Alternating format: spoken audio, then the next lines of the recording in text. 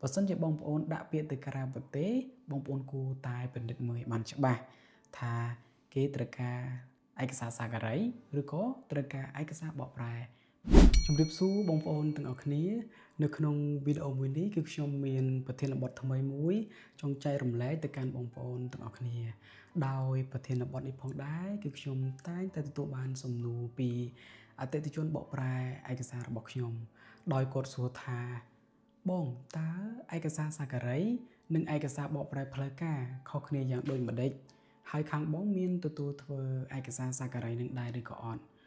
បាទបងប្អូនទាំងអស់គ្នាបើសិនជាយើងនិយាយអំពីឯកសារសាការីវាគឺជាដំណើរការអនុវត្តឬក៏ធ្វើឡើងដោយមន្ទីរសាការីឬក៏ដោយមេធាវីសាការីដែលគាត់មានអាជ្ញាប័ណ្ណប្រកបទៅដោយវិជ្ជាជីវៈត្រឹមត្រូវដោយគាត់ដើរតួជាភាគីទី3ដើម្បីធ្វើជាសាក្សីធានាទៅលើឯកសាររបស់គូភាគីផ្សេងទៀតបើសិនជាយើងនិយាយអំពីទូនាទីរបស់គាត់ទី1គឺគាត់មានទូនាទីនៅក្នុងការបញ្ជាក់អំពីអត្តសញ្ញាណអំពីការចុះហត្ថលេខាអំពីការផ្តិតមេដៃរបស់គូភាគីទាំងនោះទី2គឺគាត់មានទូនាទីនៅក្នុងការបញ្ជាក់ទៅលើឯកសារដែលបានថតចម្លងចេញទៅថាពិតជាត្រឹមត្រូវទៅតាមច្បាប់ដើមពិតប្រាកដមែនធ្វើឡើងដើម្បីឲ្យស្ថានទូតស្ថាប័នឬក៏ខាងសាលាដែលយើងដាក់ពាក្យទៅអាចឲ្យគាត់មានភាពជឿជាក់ទៅលើឯកសាររបស់យើងនឹងធ្វើឡើងដើម្បីកាត់បន្ថយហានិភ័យនៅក្នុងការក្លែងបន្លំឯកសារចំណែកឯកសារបកប្រែផ្លូវការ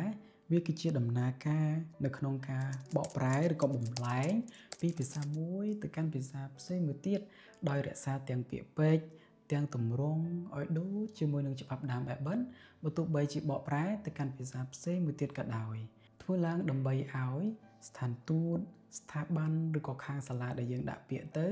អាចឲ្យគាត់អានរាល់ព័ត៌មានឬក៏អត្ថន័យនៅក្នុងខ្លឹមសារឯកសាររបស់យើងយល់នៅអត្ថន័យដូច្នេះសរុបមកឯកសារសាការី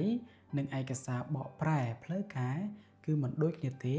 ការប្រើប្រាស់របស់វាក៏មិនដូចគ្នាដែរប៉ុន្តែវាមានសារៈសំខាន់ដូចគ្នាវាដើរទន្ទឹមគ្នាបើសិនជាបងប្អូនដាក់ពាក្យទៅក្រៅប្រទេសបងប្អូនគួរតែពិនិត្យមើលឲ្យបានច្បាស់ថាគេត្រូវការ